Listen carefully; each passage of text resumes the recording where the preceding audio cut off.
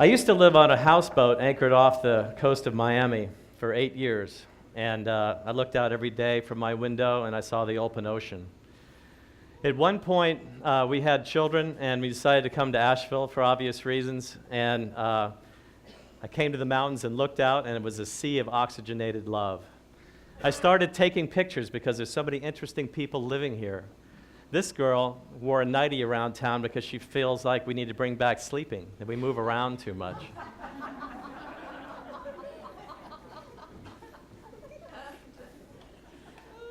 So I would say that Asheville has a necessary weirdness. How could that be? Well, a lot of us act normal so that we belong, we don't get rejected. I can be weird here and it's okay. I like that about this town.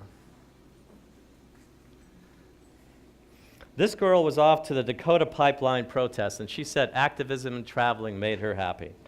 So I thought about my relationship to world suffering. How does that work?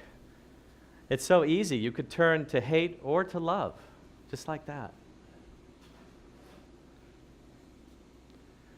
This girl with the crimson hair, this lady, she runs the Royal Peasantry clothing store.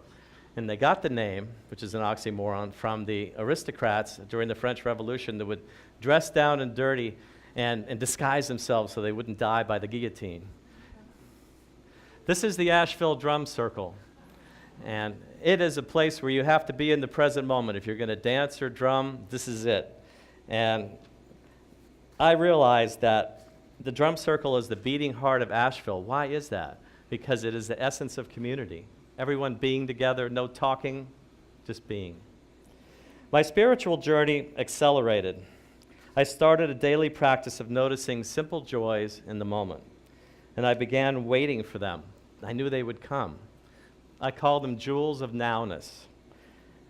They caress us in the wind, even when we ignore them. This is graffiti on Riverside Drive.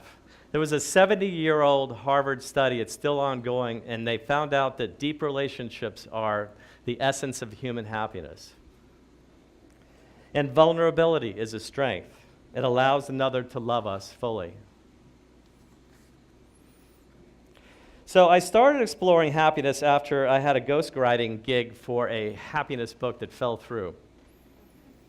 And I learned about positive psychology, and it's not therapy, and it's not about the past. It's about the practice of the present, and it's about opening our hearts. The new science of neurocardiology, yes, you heard me right, neurocardiology, says that we might have a heart-brain. It's full of brain-like neurons that can intuit something before it actually happens. They did studies on this.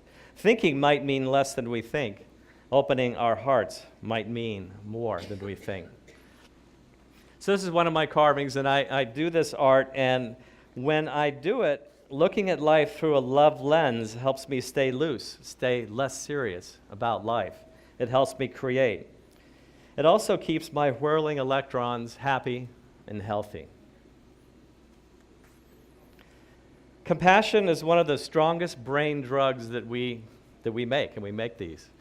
When you empathize with others, when you help other people, the brain releases hormonal goodies that make you feel good, that make you healthy. They grow the tails of your telomeres, your longevity genes. This mural on Market Street reminds me of one of my mother's favorite sayings.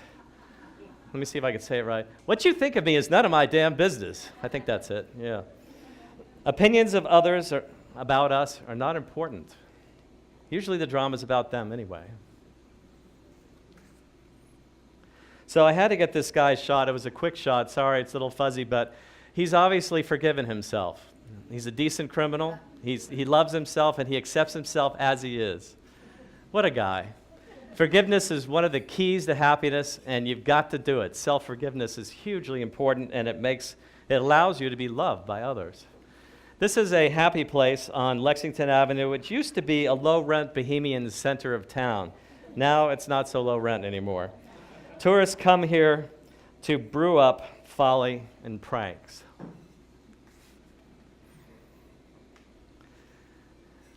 My relationship to stuff. has actually accelerated here. And I realized when I built this studio for my wife and I carved this door out in the backyard that, that voluntary simplicity is very important. It's big in this town. It's about working less and having more time spending with the people we love. Asheville is getting popular. They flock here from Charlotte and Atlanta, coming for the beer and for the art. But the deeper attraction might be the art of being.